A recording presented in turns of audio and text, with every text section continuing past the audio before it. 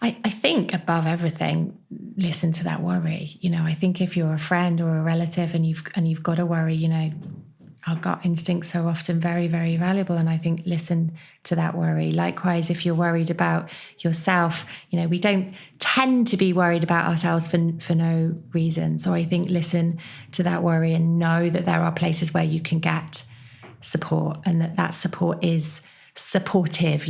Treatment isn't about doing something that's threatening or scary or unwanted. It's about finding the right support for you to enable you to live in a way that you would rather be living.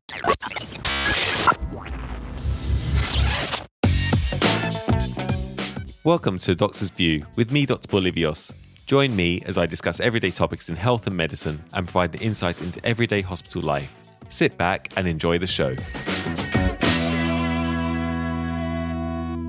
Hello everyone and welcome to A Doctor's View. I'm Dr. Bolivios. For some time now, I've been wanting to publish an episode on eating disorders, but this has been met with several challenges. Firstly, as anyone has ever tried to research eating disorders and websites, you'll know that the information out there is infinite, with thousands of articles and websites discussing various types of eating disorders, ranging from anorexia nervosa to binge eating disorders and everything in between. So I quickly realized that whilst I have some minimal experience with eating disorder patients, I needed help with this episode. So I'm incredibly grateful to be granted time at the London Centre for Eating Disorders and Body Image with Dr. Bryony Bamford, who's the founder, director and consultant clinical psychologist, and Christina de Beukelaar, the London Centre's lead dietitian. So thank you both for joining. Thank you for having us. Thank you. Bryony, would you like to introduce yourself, please? Sure. I am Dr. Bryony Bamford. I'm a clinical psychologist. I specialise in the treatment of disordered eating and eating disorders. I also am clinical director here at the London Centre for Eating Disorders. So very much involved in kind of the team as a whole. Sure. Thank you. And Christina? So I'm Christina de Beukelaar. I'm a dietitian and I specialise in eating disorders. And I've been working with Bryony years and years, long before the London Centre exists. So, we've been in this field for a long time. Yeah. Thanks for having us. Oh, pleasure. I have to ask, what is the London Centre and what does it do? So we are an outpatient treatment centre. We specialise in treatment of people both who might meet diagnostic criteria for eating disorders such as anorexia or bulimia, but we'll also see a lot of people who perhaps don't quite meet diagnostic criteria, but whose relationship with food or relationship with their body causes them distress or is something that they see as problematic. Okay. And can you just describe your different roles and like different responsibilities you have? I know we've got dietitian, we've got clinical psychologist, but just explain what those things mean to everyone else. So as a psychologist, eating disorders very much are seen as, well, they are psychological disorders. So as a psychologist, you will be very much involved in the therapeutic treatment of people with eating disorders. If you look at the guidelines around what treatments we know are most effective and most beneficial with disordered eating, there are particular specialist treatment approaches that we know to be most effective. So as a psychologist, you would be involved you would be trained in those treatment approaches and experiencing those treatment approaches. And you might then work collaboratively with, it could be a dietitian, but we're very much an MDT here. So we also have family therapy, we have occupational therapists, we have nutritionists. So you will devise, from appointment assessment, you will devise a treatment plan that meets a client's needs and work with them. So it's all very personalised and individual per each client? Yes. So we know, the research tells us what treatment approaches are most effective. So we know that family-based treatment approaches are most effective for children and young people. We know that there's a good evidence base for CBT approaches. So we know what treatment approaches are let's say, most helpful to most eating disorders. Of course, there's no one single treatment approach that's ever going to be able to suit everybody. So as a psychologist, your role is to assess I guess, for the presence of an eating disorder, assess what sort of treatment approach you think might be most helpful, and then deliver that treatment approach. And Christina? So I think my role as a dietitian is very multifaceted. You have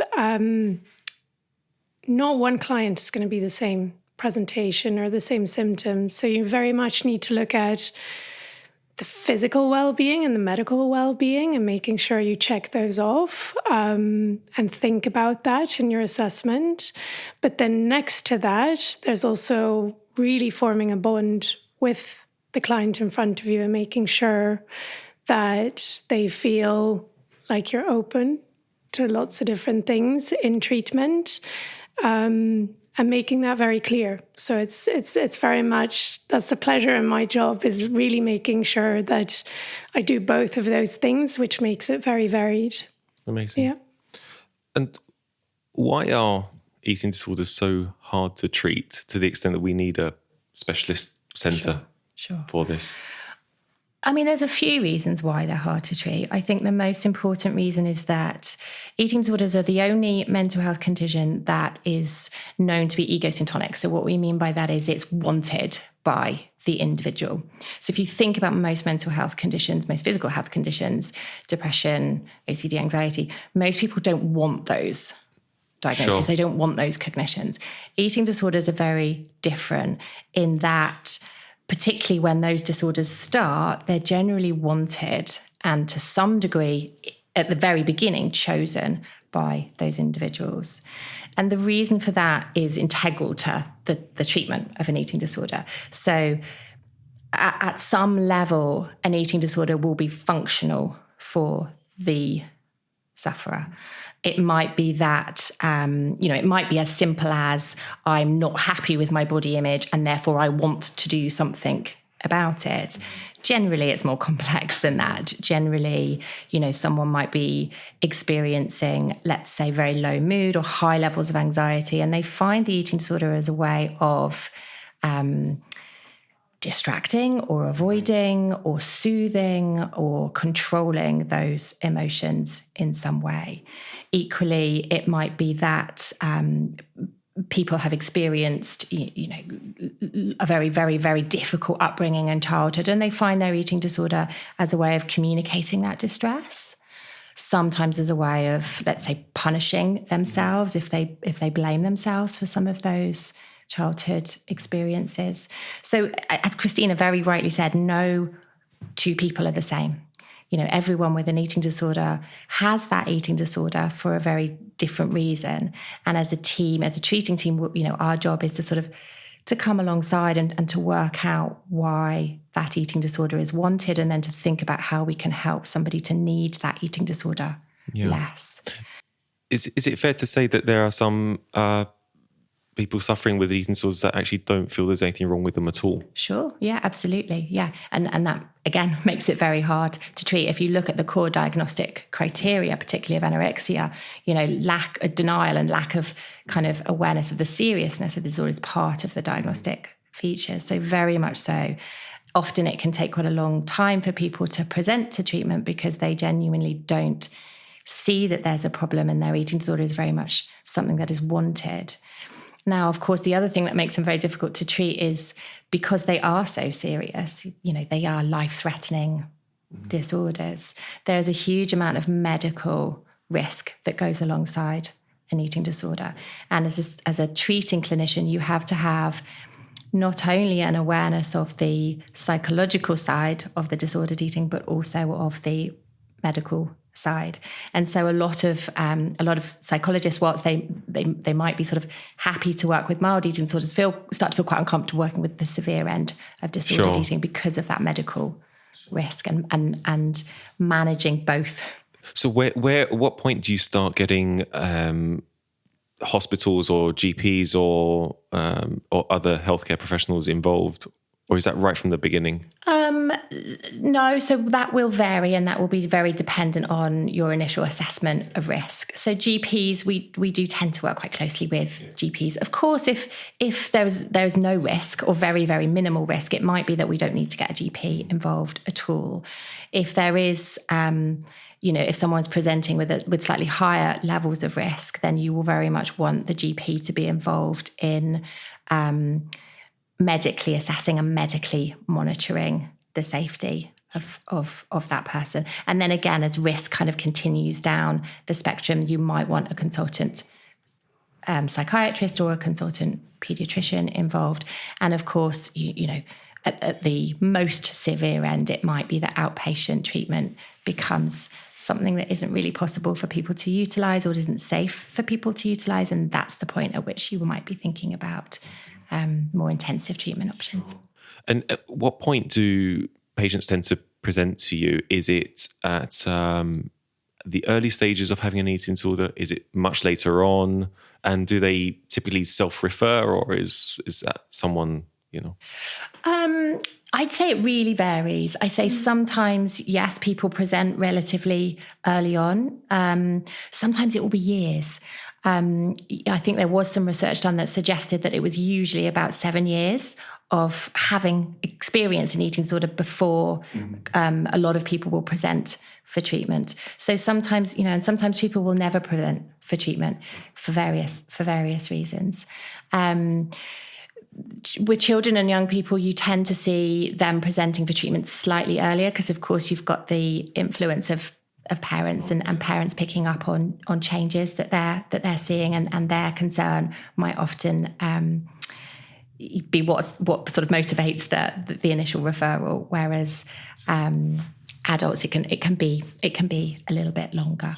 A lot of people, partly because of the denial of the illness, or when we talked about them sort of wanting that illness, wanting aspects of that illness, it will mean that they do put off accessing treatment for some time until the balance tips and it becomes something that they see as no longer helpful to them. I see. And question for both of you, actually. What's the most common question that patients, when they first come to you, what do they say, or what do they ask? I don't know that there is a question per se. I think that what a lot of people come with is a fear or an uncertainty over what to expect and what's going to happen. I think that often people have been met with kind of a lack of awareness over eating disorders, or even a sort of, I guess, a fear of eating disorders. So it might be that the people that they've spoken to thus far, be it a friend or a family member or a GP, that they that those people don't sort of know what to say or what to do or what to make of it. And so I think often they can be quite fearful over what is this psychologist or what's this dietitian going to do? Are they going to, are they just going to take this eating disorder away from me and make me eat lots of foods? That's certainly a fear that a lot of people come with. And as Christina said earlier, a huge part of our role is forming that relationship and creating a safe environment for people in which they can start to make the changes that really are very terrifying for them often. I guess one thing I would add to that is thinking about the time it takes to get better. And very often people can come to us and think, okay, in a couple of months, I walk out of here and I'm better. And during treatment, they realize that's just not going to happen. And I think that distorted view of what is the work that I actually need to put in here? What do my parents need to put into this to support me, or my partner, or whatever? I think those are things that are really, I feel, come up a lot. Yeah. It's definitely a common question we get asked by parents, isn't it? How long is it how many sessions will she need, or how many sessions will he need? How long is it going to take? And to some degree, that's how long is a piece of string. It's a very difficult question to answer. Do you find, and understandably, you obviously want your child or your relative to get better as soon as possible, and do you sometimes find there might be a somewhat unrealistic expectation? There can be, yeah, there definitely can be. I think there's a hope that you'll be able to wave a magic wand and you know, in 2 weeks' time, there won't be an eating disorder there. I say that because it's the same in the hospital when people say, how long do I have to stay in the hospital for? And they think it's going to be one day, and it's unfortunately a bit longer. So I wonder if it's the same. I guess one key thing to this is the sooner you find support, the better, really. Yeah. Sure. And Bryony, what are the most common personality traits you see in eating disorder patients? In some ways, it's hard to say because I hate to pigeonhole people. And I think it's really important to recognize that no one is immune from an eating disorder, you know, and you can't say, oh, you're this personality type, so you're at risk, or you're not this personality type, so you're not at risk. I think certainly I could say that there are a lot of people who experience anorexia who perhaps are more perfectionist, are a little more kind of rigid or controlling over their kind of emotional worlds, perhaps more anxious. Whereas in comparison, some people with bulimia will tend to be a little bit more impulsive, maybe a little bit more emotional. Yeah.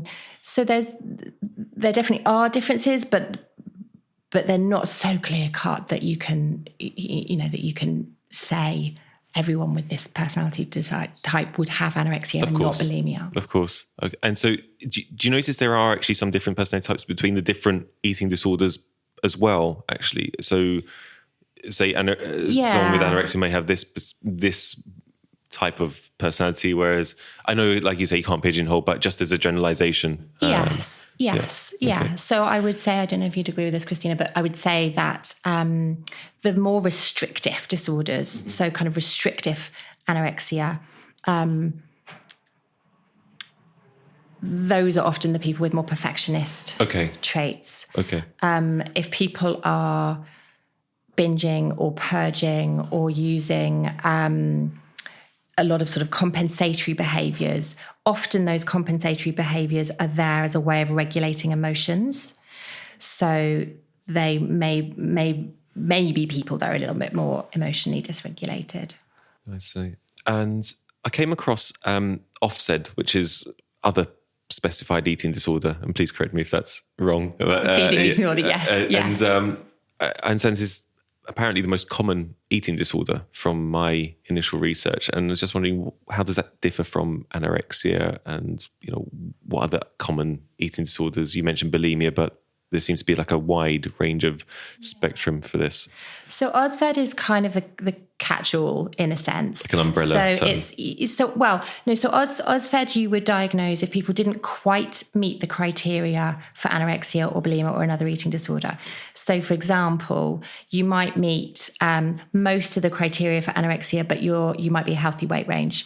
So you would then diagnose atypical anorexia, which is a form of OSFED. Or you might meet the criteria for bulimia, but not be binging quite as frequently as is required. So to meet diagnostic criteria, you have to be binging weekly. So it might be that you're binging fortnightly. So you've got all of those facets of the eating disorder, but it just doesn't quite meet diagnostic criteria.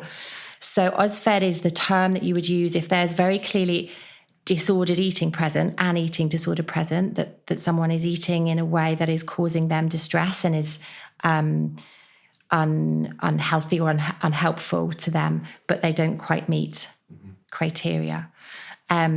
You've also got binge eating disorder, and ARFID is a relatively new diagnostic term as well, avoidant restrictive food intake disorder, which is a restrictive form of eating disorder, but the reasons why you're restricting aren't as a way of controlling weight or shape, but there's another reason why you're restricting your food intake disorder. So it's less of a body dysmorphia type? Yes, it's less about body image. It's you're not restricting your food because you want to change your body shape and size. You're restricting your food perhaps because you have a lack of interest in food, perhaps because you have there's a feared consequence around eating. So it might be that you have a fear of choking or something like that, fear of vomiting, or it might be because, and we see this a lot with ASD presentations, it might be because the sensory component of eating is very distressing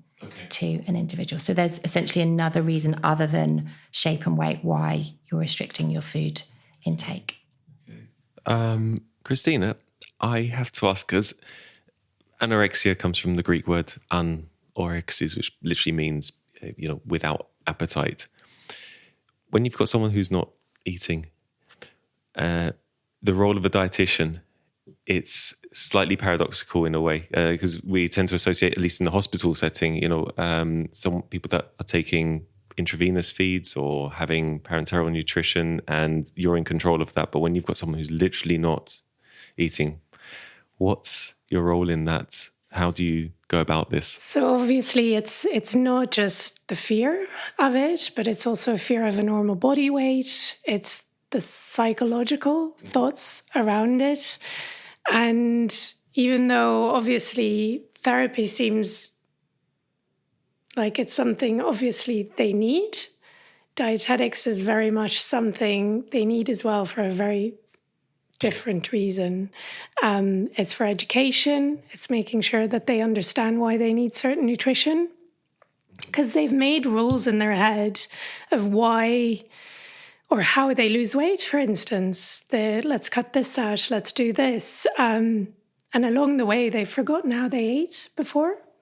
So I guess that is my job. It's my job to reintroduce that, to make them feel safe with the choices that I'm asking them to make. Doing it step by step, having someone that they can feel accountable to. Yeah. Yeah. Yeah, that's it. And at what point in the diagnosis do you get involved? Is it right early on? Is it a little bit later on? Or is it once the psychological aspect of it's been initially confirmed, and then do you step in? It varies so much. I can definitely assess. I wouldn't diagnose, but I can assess and find out what's been going on, what the history is, what they might need out of treatment. But working together in an MDT, as we've said, is so important. You're never alone in it. You really need the other members of your team with you. May I ask how often you have MDTs for it? Is it once a week, twice a week, or does it vary? Yeah, so we will make a decision usually fairly on after assessment over about who it might be beneficial to get involved. Sometimes you won't make that decision early on. Sometimes it will be that, a lot of therapy is required to get someone to the point where they're able to use dietetics. Equally, sometimes people might not feel able to engage in therapy at all. What they might want is the much more kind of practical kind of here and now focused approach that Christina can do, and almost she gets them to a point where they can then access therapy. So there's no sort of one direction that it goes, but having the ability to work alongside a dietitian, I'd say, is completely invaluable to me as a psychologist. Be it because Christina has an extra level of knowledge around the psychoeducation of nutrition and eating and what's required. But also often there's so much to do in a therapy session, and you've only got often one session a week, sometimes 2 sessions a week. There's so much to do that actually being able to say, well, all these thoughts, all these fears, all these questions, all this uncertainty that you've got around food, that's what your session with Christina is for. And then I'm here to think about the emotional side of things and the slightly kind of, I suppose, the more psychological reasons why someone is presenting with an eating disorder. So it's really invaluable to be able to. So there is some overlap actually between your role as a dietitian, actually, with regarding the psychological side of things, as you're saying, the way that food's associated and the different fears. And I think there really is. However, you really do. I try and manage the anxiety that comes up, and I try and really put it into motion instead of really thinking it through and where has this come from and why is this here? I leave that to therapy, but I will be like, okay, I understand this, but let's see this as an experiment. Let's try to do this in a slightly different way than what you've done. For instance, restriction. Let's try this and let's see what your weight does and let's come together with this. So it's a compromise between the patient and what you want them to be doing. Yeah, because I will have probably much higher expectations than they can do. And they will probably say, I can't do anything. So we need to try and find a middle ground. Yeah. What's the key thing, the thing that you're most looking for in the history when you're trying to come up with a diet plan or trying to come up with a treatment plan? I think the onset of where it all started, why was it something that you felt you needed to take to this extreme?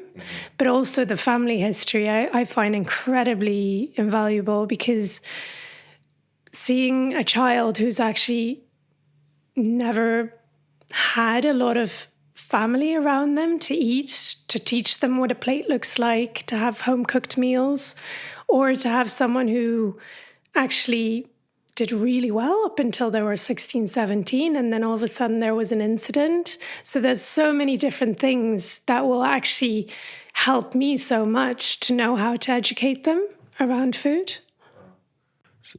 So it's actually not just a simple, it can take maybe a couple of sessions in order to come up with a plan itself then. Is that fair to say? Or by the time you've got all of this information? I guess I quite like working within a routine of seeing me quite often, because if you really want to change the idea around food and how you challenge yourself, I'm not going to be able to do that in a couple of sessions. Some people are very good at that and they take it away and they run with it. But someone who's quite entrenched will find that very difficult. And for example, often people might actually know what they need to eat. They know what healthy eating looks like. They know what normal eating looks like. So it's not a case of just giving them a plan and saying, go away and eat this. That would be hugely overwhelming to people. It's about that regular support and understanding, encouragement, managing or helping a client to manage the anxiety, that these small changes and making tweaks to the meal plan kind of as you go.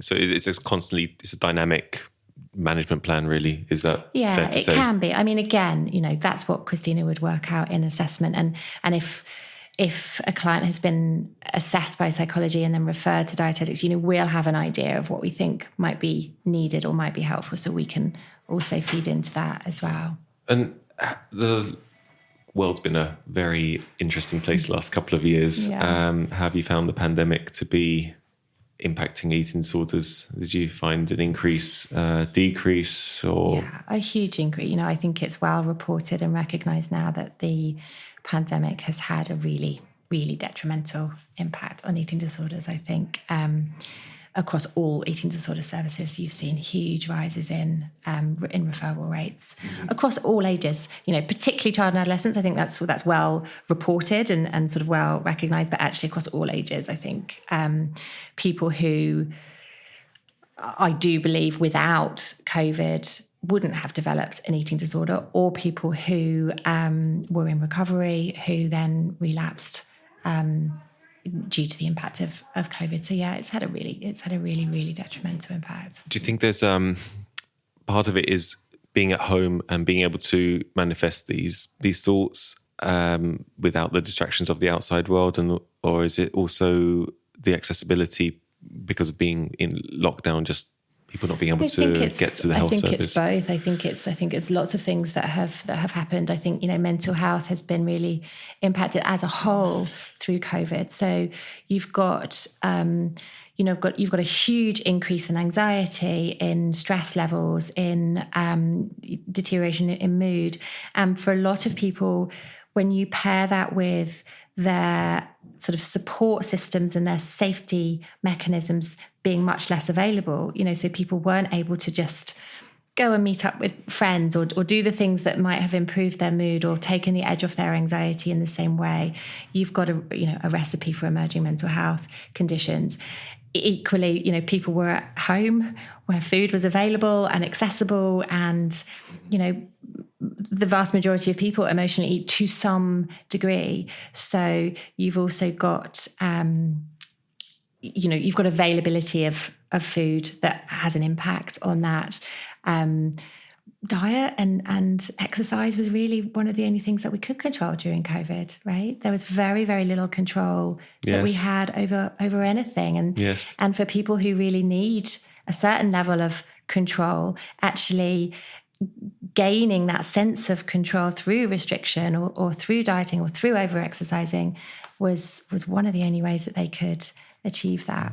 I guess we associate eating disorders with losing weight and people who need to eat more, but it can also be the other way round as well. So, we forget to think about the people sitting at home doing very little exercise or just eating more and drinking more and binge things. Eating disorder is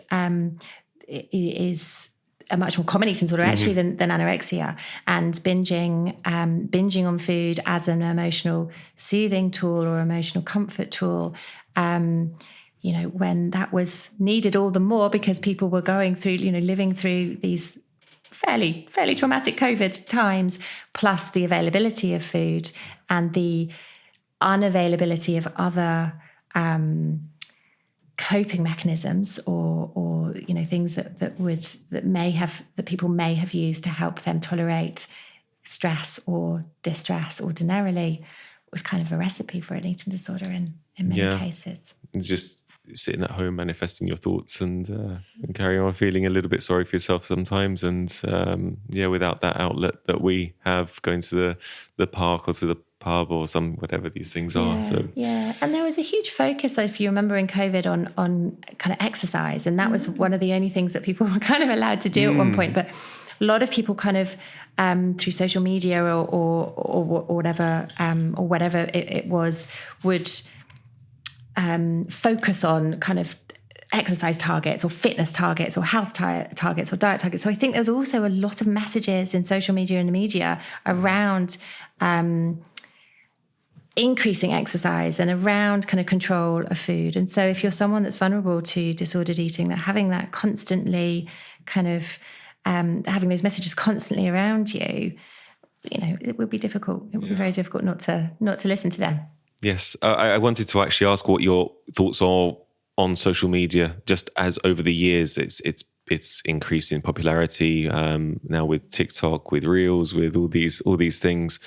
How you found that impacting eating disorders as a whole? It certainly plays its part, I would say. I think it's never the whole picture. People don't develop eating disorders because social media exists.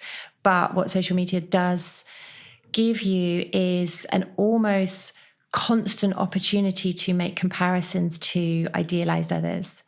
And that is something that can increase vulnerability to disordered eating. So if you have, constant access on your phone to people who are portraying a version of themselves that maybe isn't necessarily an accurate version of themselves, because most people tend to present the kind of the best version of themselves, if you like. A lot of people with eating disorders will make social comparisons with others that they perceive as better than them in some way. And social media is a tool that, enables us to do that constantly. So it does play its part. And often it might be something that, certainly not in the early stages of treatment, but it might be something that people do need to think about and address at some stage in treatment is their social media use and whether they can reduce it or change it in some way. Because it does sort of feed the competitive nature within us when you're doing the comparison between. And I just think there's also so many unhelpful messages out there on social media, right? I can't tell you the number of times I hear people talk about sort of gaining so much understanding in nutrition from Instagram. And you think, well, yes, okay, there are some people that are very highly trained and experienced that do use Instagram, but there's also a lot of people that are very, very unqualified, and I know that because we treat a lot of them as well, that they're using Instagram to give kind of education around nutrition, and you just don't know the level of qualifications of people when you're looking at Instagram, and that's part of the reason why it's a problem. I wanted to ask Christina, when if you see on social media all the different things that people come up with in terms of you must eat this or this food's particularly bad, is there times where you look at it as a dietitian and think this is absolutely rubbish, and I can't believe this is out there and these people have got big followings? Or well, I think my thoughts are this is not true. This can't really be, or the what I eat in a day type of thing. I think there are very helpful things out there as well, but it's really trying to figure out, this is why it's difficult for someone with an eating disorder to know. They think black and white. They can't really see that there's a grey area there.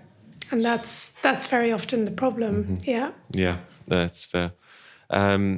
And what's refeeding syndrome? Because we talk about this in the hospital quite a bit when a dietitian's involved. And one of the things they're always looking for is refeeding syndrome. Can you just explain what that is? Yeah, so it's an imbalance in fluid and electrolytes that happens when you give food or you refeed too quickly, when someone has been malnourished for a prolonged period of time.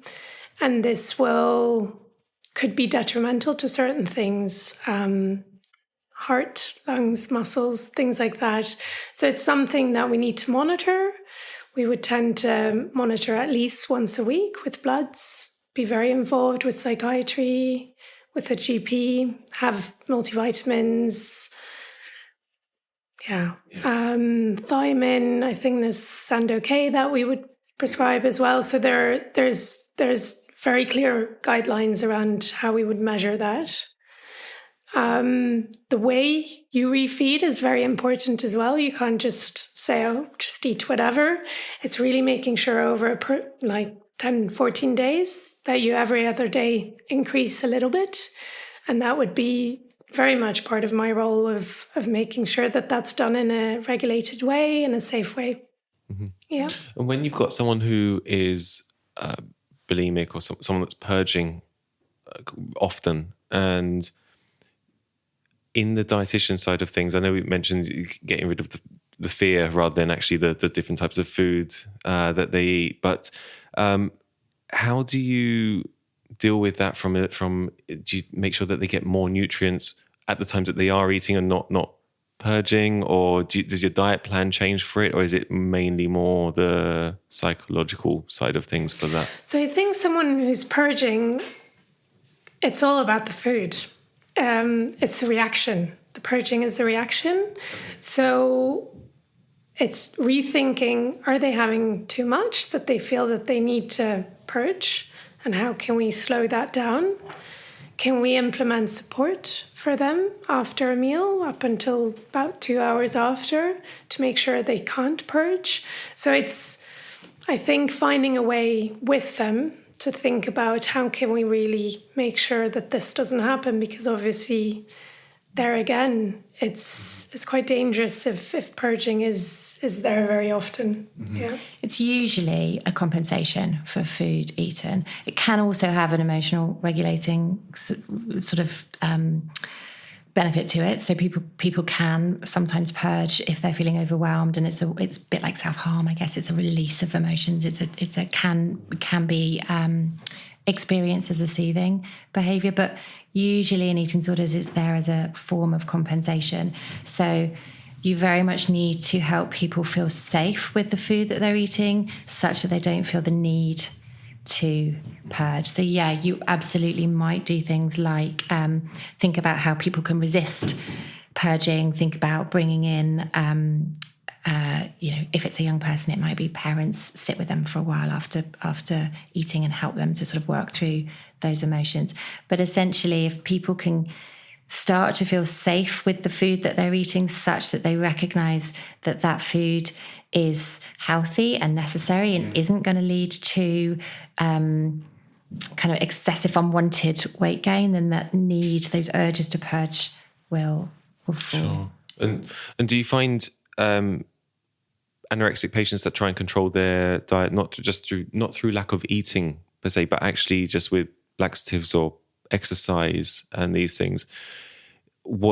How does this impact you? Because obviously, for your management plan, you've got to take that into account. And how do you go about this? Because I've just been quite interested in when I've been reading up on it. It's just been seeing so much to consider. So I guess it's something that we'll know quite a lot in our assessment, what's been going on, and what behaviours they might have used in the past.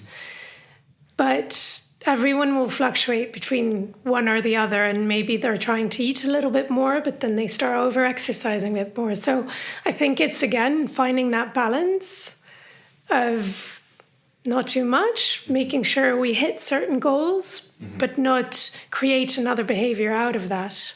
And can you adapt the eating plans for, say, vegan diets, vegetarian diets, that have its own challenges and trickiness? So we will see many clients who have intolerances, who are vegan, who are vegetarian. But then when you go back into their history, were they like this? Were they eating like this 5-10 years ago before the illness?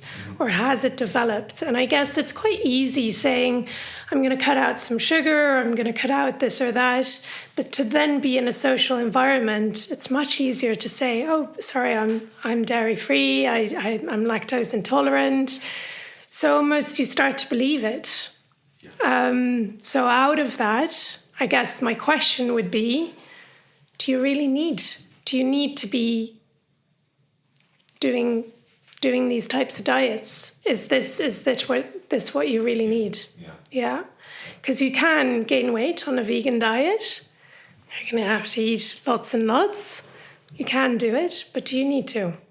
So it's often something that might have been acquired as a consequence of all everything going on, the eating disorder going on, and then can form an excuse, like you say, social setting. What's the biggest fear that patients may have? Is it the eating of the food, or is it the fear of losing the control of their diet? I think both of those, for sure. Very big, but one that I feel is almost more overwhelming is once they get to a certain weight that we would call a healthy weight, and that's something that's a big debate, obviously, is, will I be able to eat normally? Will I be able to eat everything I'm eating now on a weight gain plan, or on this type of plan that you've put me on? Or am I going to have to change this, because that will be really difficult? So it's figuring out what weight they actually need to be behavior free. That's the only way you can be free of the thoughts and move away from the illness. Yeah.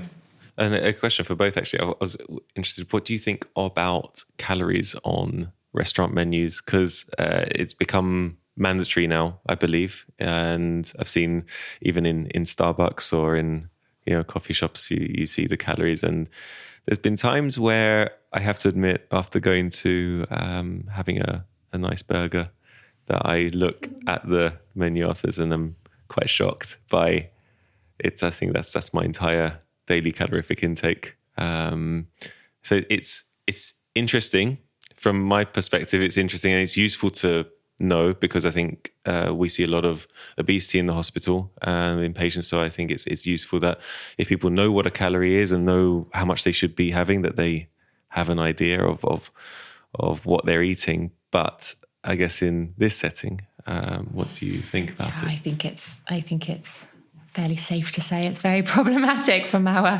perspective. Yes. We spend a lot of our time encouraging people not to calorie count and thinking about flexibility with eating and paying less attention to things like calories and to have it there, unavoidable is, it's definitely something that's really problematic from our perspective. And, I would question how helpful it is actually to most people. I think that most people who are struggling with obesity probably aren't too worried about hugely benefiting from knowing what calories are. I think it's about the education. You can put the numbers out there, but if you don't really know what to do with them, then how do you use them? It's nutrients you're eating. It's not calories, and it's how do you need to teach people what different foods are and what a plate would look like. But also, I think lots of the obese people have about 30% has disordered eating. So they've been struggling massively. So then putting that extra pressure on will not benefit them at all. Yeah, it feels to some extent a way of going, there's this big crisis. We don't know quite what to do. Let's do this. This is doing something. Yes, putting calories on menus will be... Like I say, I found it very, very interesting to see just how rich some things are, and you think, my goodness, that's why it's so nice, but I can see it's not. I think another really important part is those calories don't get used in calories in our body. We use them very differently than the number on there, and you need to take it with a pinch of salt. Okay. So luckily.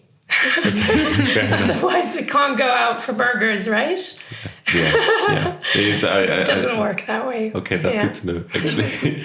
But no, that knowledge is not well known. No. I think it's I think there will be very little evidence that putting calories on menus is a helpful way of combating obesity. No, that's fair. Do patients they can come and ask for a consultation here at any time? How does the referral process work when you? So most clients will self-refer. Some, of course, will be referred by their GP or referred by a psychiatrist. But a lot will self-refer, and there will be a kind of initial intake questionnaire that they complete just to make sure that it's sort of just so we have their details and have some information about them. And then usually the first person they would see would be a clinical or counselling psychologist. Not always. Sometimes they might specifically ask to meet with a dietitian initially, or sometimes it might be very difficult to get an appointment with a clinical psychologist, and so we might suggest an initial appointment with a dietitian.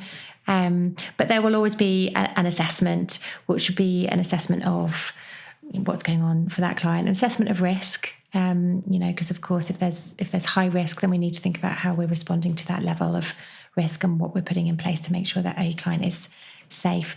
And then the development of a treatment plan, which might be just psychology or just dietetics, or it might be, full MDT approach. So it might be psychology plus dietetics plus some family work plus occupational therapy. So it will depend on, that initial assessment appointment. You say occupational therapy. Can I ask what they? Because again, from a hospital background, that sounds surprising to me. So, just what does the role of the OT do in this? So OTs, a specialist eating disorder OT will be very highly trained in working with eating disorders. Sure. So they will likely have a lot of, so our wonderful OT here is also trained in CBT and DBT and lots of therapeutic approaches. But essentially it's a bit more of a kind of practical here and now approach. So if what someone needs is support and help with shopping, food shopping, or cooking independently, or even, some here and now approach with anxiety management or emotional coping tools. It's a very sort of practical approach. It's a practical, supportive approach, I guess, whereas therapy often is, digs a little bit more deeply. Sure. So OT can be incredibly valuable, and it's something that often people won't consider as an available approach. Not something I would ever have thought as a to be dealing with eating disorders. But yeah, fair enough. It makes sense. So, and what advice do you have, both of you, for anyone listening who's worried, either themselves or a parent or relative or friend? They're worried about someone with an eating disorder. What's your initial advice for them? I think above everything, listen to that worry. I think if you're a friend or a relative and you've got a worry, our gut instincts are often very, very valuable. And I think listen to that worry. Likewise, if you're worried about yourself, we don't tend to be worried about ourselves for no reason. So I think listen to that worry and know that there are places where you can get support, and that support is supportive. Treatment isn't about doing something that's threatening or scary or unwanted. It's about finding the right support for you to enable you to live in a way that you would rather be living. And what would you do? Say you're a parent worried about your child, and you do raise it with them, but sadly there's a conflict when that happens, and denial. It's something we see in medicine quite a lot. Sometimes even with your elderly relatives, where you want them to go to hospital or you want them to see help, and they're completely in denial about certain things, and it can be hard. And I don't know what you would do in a situation like that. I think that it's really useful to think about the way in which you're talking to people, when you're talking to them, where you're talking to them. And I think to be very kind of considerate of picking the right moments, and not to be put off if there is a kind of unwanted reaction, but to keep trying to gently have that conversation. I think also making sure that you are talking to them not just about, let's say, the food, but also thinking with them about, how are they feeling, and how are they experiencing things? Because as I said, that eating disorder is always there as a response to something. Mm-hmm. So people may be more willing to talk about stress or distress than they are to think about the food behaviours that they're using. So not sitting someone down and be like, eat this, Right, exactly. Yeah. So I think it's really important to have those conversations really sensitively, not to criticise, not to attack, or not to go in sort of angrily. But equally, I think it is really important not to ignore it. And lots of clients that I have seen will say things like, no one mentioned it, no one raised any concern, so I didn't think that it was a problem. And the message that not expressing worry gives can be very damaging. So having those conversations, even if they're really difficult ones, even if they're painful ones, is really important. Doing your research so you know where to get help and what that help might look like and how to access that help so that you can go with some ideas is also really helpful. And Christina, what would you look for in a household, for example? Say if you are a worried parent or relative or friend, and you start noticing certain habits about someone, or even yourself as a patient, what are the initial things that you would start to pick up on in terms of eating habits?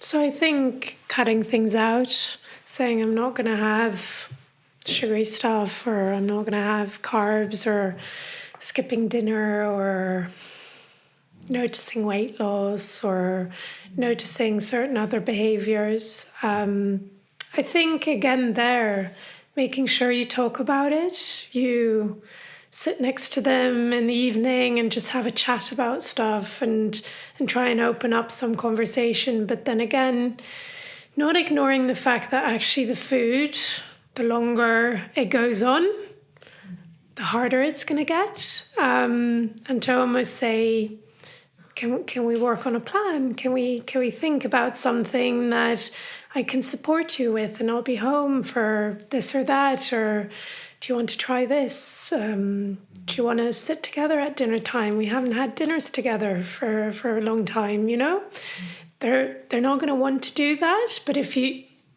you're there and you're around and you're there. Yeah. There's the family dinner table, which is becoming, dare I say, slightly rarer as time's going on. Have you found that does this make a big difference to the demographic, or is it not really a thing? I think from a treatment perspective, family involvement and family support, especially for children and young people, is hugely beneficial and important. Children can't do this on their own. They're overcoming an incredibly powerful phobia and mental health condition. It's not something that children can or should be expected to do on their own. So at that point, family involvement, family support, family dinners are really important. Yeah. No, fair enough. And where can people find more information about eating disorders? They've got concerns. Where can we send them to? There's a really good national eating disorders charity called Beat, which has a lot of information on their website. There's also lots of really good local eating disorder charities. So I always think that's a really good place to start. All GPs should be aware of kind of what the local NHS provision is, but most trusts there will be a specialist eating disorder team. Of course, we all know that the waiting lists are very long at the moment, but certainly an initial conversation with the GP is a really good place to start as well, or private clinics like our own, just doing some research into what's available around you. Amazing. Thank you very much. And so Bryony, Christina, thank you. And thank you all for listening. Please do check the podcast description for links to the London Centre. And if you're worried about an eating disorder, please do ensure you seek medical help as soon as possible from your GP or family doctor. And if you're enjoying the show, please don't forget to follow, leave feedback on your podcasting platform. And as always, please look after yourself. I'm Dr. Bolivios. Goodbye. Thank you. Thank you.